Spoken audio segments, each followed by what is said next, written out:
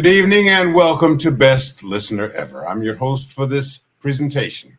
I'm a 68-year-old black man living deep in the heart of Texas, coming to you from the Gotham City of the South. Thank you for joining me.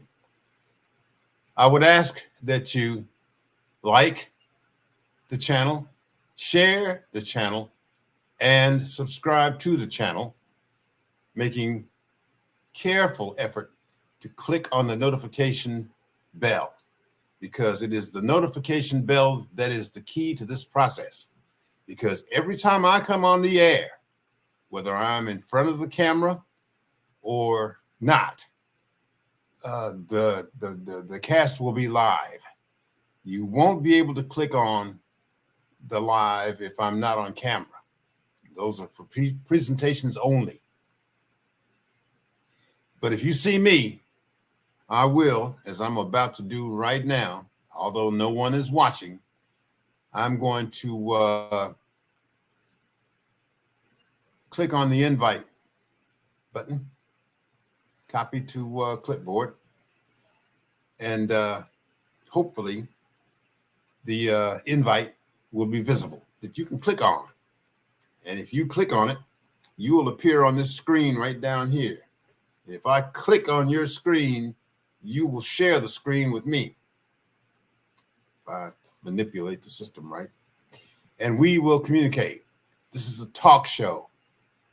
This is the essence of communication. This is what I do best. This is all I've ever done. My earlier presentations will explain the experience I have in listening.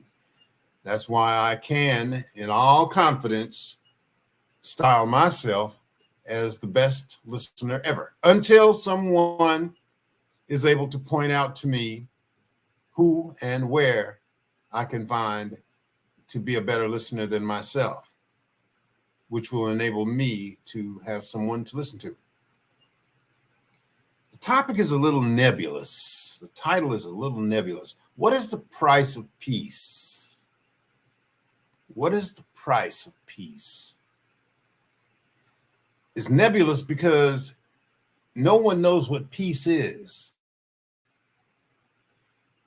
People confuse peace with boredom. If nothing is happening, that is boredom. And I found out a long time ago that boredom is perfect peace. No one is calling you to report that anyone is in jail. No one has been injured. No one has fallen ill.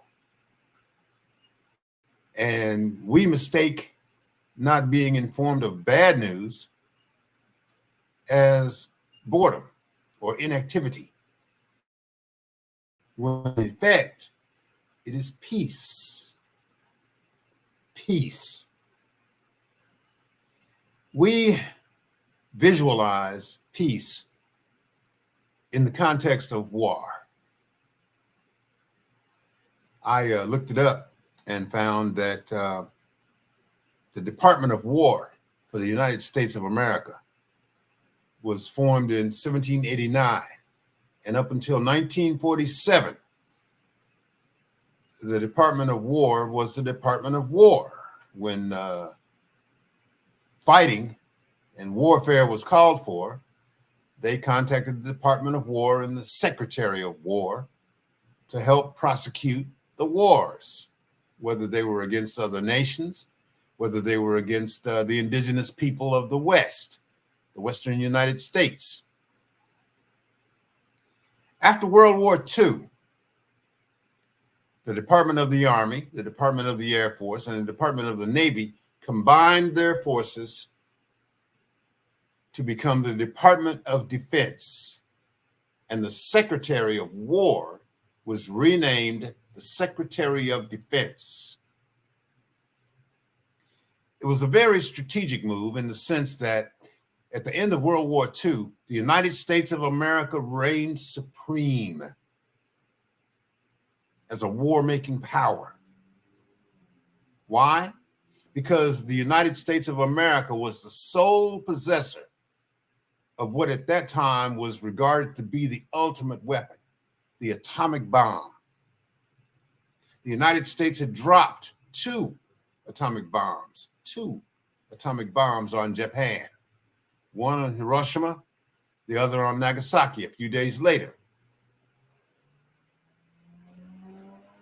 Questions still rage over whether those bombs, number one, had to be dropped at all, and number two, whether a second one had to be dropped after the first. I don't have to detail the history of what happened to Hiroshima, or Nagasaki. But the world got the point. The United States had the big stick, and it was willing to deliver it wherever it needed to. So that made the United States king of the hill. But rather than portray itself as a war-making nation, the United States restyled itself to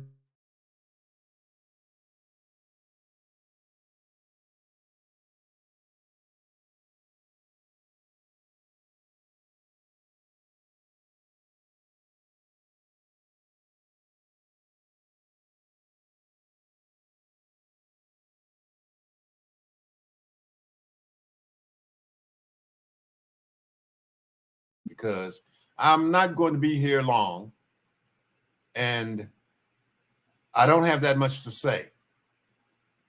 The question is, what is the price of peace? And would we know it if we had it? Let's break it down to the individual level. In our relationships, in our marriages, and our interpersonal relationships, what is the price of peace? Does the husband have to overwhelm the wife, or the wife overwhelm the husband? Can the wife and the husband agree and therefore achieve peace? In any organization or group or gathering that you enter, if there is conflict, what does it take to resolve the conflict? Must one side totally defeat the other, or can there be some sort of compromise? Let's make it real world. Let's look at Ukraine. I was listening to a discussion the other day with a gentleman I respect very highly, Dr. Noam Chomsky. And he was examining the conflict in Ukraine. And on one side, we have Ukraine, a former satellite of the Soviet Union, which the media would tell us is fighting a brave war for freedom. They won't use the word democracy, but independence from Russia. And the Russians are portrayed as this overwhelming, bellicose, aggressive power, which wants to crush the Ukrainian people. The fighting continues. The deaths continue. But the question became, what was the resolution? What would be the resolution to the Ukrainian conflict? The conflict in Ukraine, let's say. Clearly, Ukraine is not going to invade and crush Russia. Russia is a nuclear-armed power. Ukraine is a former satellite where Russian nuclear weapons had been stationed, but were later withdrawn. With the dissolution of the Soviet Union, all the nuclear weapons that were stationed on Ukrainian soil were withdrawn into Russia. So Ukraine has no nuclear weapons. No non-nuclear power is going to defeat a nuclear power. That goes without saying. That's common sense. A child could understand it. So the only winner in an open-ended, unlimited conflict between Russia and Ukraine can only end in the destruction of Ukraine, its people, its government, its society. This goes without saying. That's why this is a phony war. Sitzkrieg, if you will. But Noam Chomsky pointed out something very critical, and it's glaring. Why is no one trying to negotiate a ceasefire or a peace between Russia and Ukraine? The Russians are not going to initiate it because they are the overwhelming power in this equation. The Ukrainians cannot initiate it because I guess they would be perceived as weak. And they believe that the Western allies, the Western powers, Europe, the United States, will assist them in fighting Russia in a way that Ukraine can defeat Russia. But no one talks about a negotiated peace. And this is the problem. I ask in the description, would we know peace if we had it? If a husband gains the upper hand on his wife, is she comfortable with the peace? If a wife gains the upper hand on her husband, is he going to be satisfied with the peace? Probably not. So it is with nations. So it is with groups and individuals. So it's always been. One side had to completely defeat and subjugate the other in order for there to be some kind of peace. But what kind of peace is there for the defeated? What kind of peace was there for the Native American tribes of the West and Southwest after the United States defeated them? Was there peace?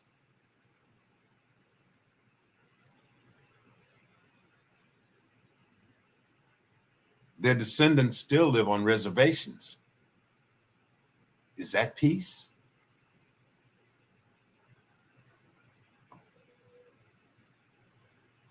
After the slaves were freed from bondage after the Civil War, was there peace between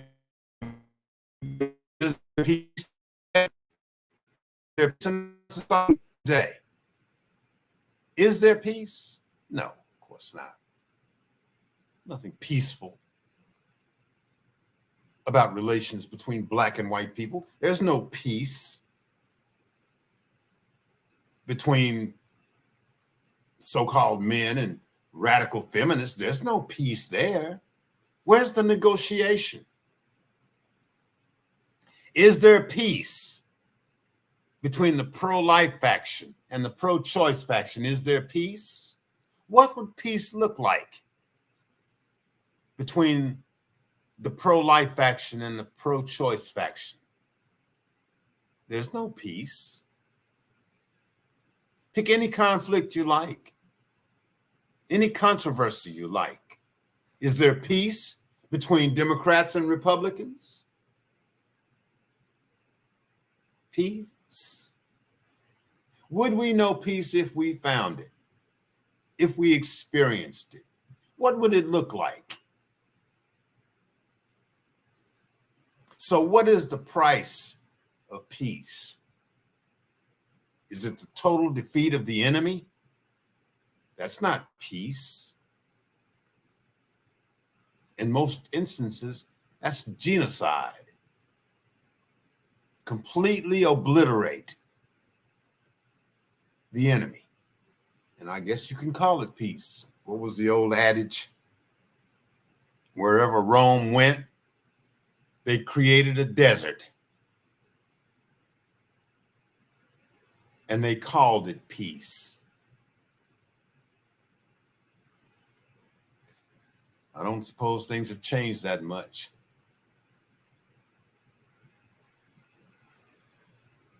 I guess this whole conversation sounds a little lofty. But in the end, if there's no peace anywhere, we are condemned as men and women, as groups, as nations, to be forever at odds and in conflict, at war. Is that any way for a society or a humanity to live? I don't think so. I don't think so. Just because it's always been that way doesn't mean it always has to be that way, and that it's acceptable and normal to be in constant conflict, individually, personally, as a group, as a race, as a nation. I don't believe that was the plan. I don't believe that is humanity's destiny. I believe peace is attainable. Both sides will have to give up something for peace. The question is, are we willing to pay the price? Please like, please share, please subscribe. Click on the notification bell. All our conversations don't have to be in the stratosphere. But I'm going to keep generating these lives until someone clicks in to talk about something else. That's what I do. I don't believe in dead air. And I don't believe in attacking anything or anybody. That's not my goal. I'm not here to lure you in by attacking one side or the other. I'm not here for that. I'm not here for that. So, having uploaded several of these lives now, I'm content perhaps to sit back for a day or two and let the viewers marinate on what I have done. Today, it seemed that the lives that I did came right upon each other, right up on top of each other. I don't mind that. I anticipated at some point that I would be in a constant process of uploading live presentations. I don't mind that. I'm not tired. I am in no ways tired. Going a little over the time I wanted to spend here. But the only thing I have to share with you is honesty. I believe that the process I offer you is valid. I believe that we can share together and demonstrate to others that they also can share together, and that we can go forward together, not backward, not sideways, not up, down, and all around. I'm not here to fight with anybody. I'm not here to beat anybody down, and I'm certainly not here to be beat down. That will only be demonstrated with the first handful of people who click on the link. I'm game. Are you? That's my challenge. Where's yours?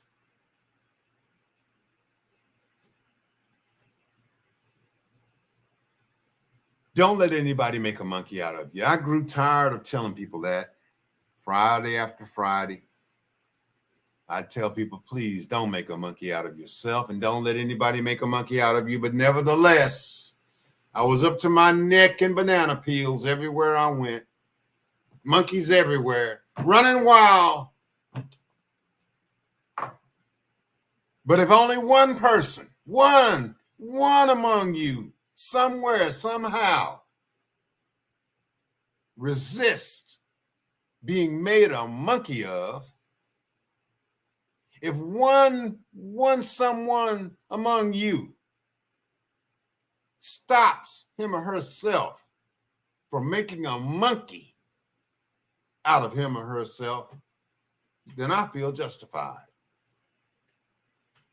That's not asking too much. I'll never know, but I can hope.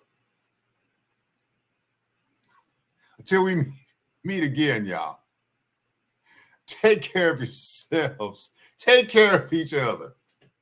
By all means, take care and peace. Good night.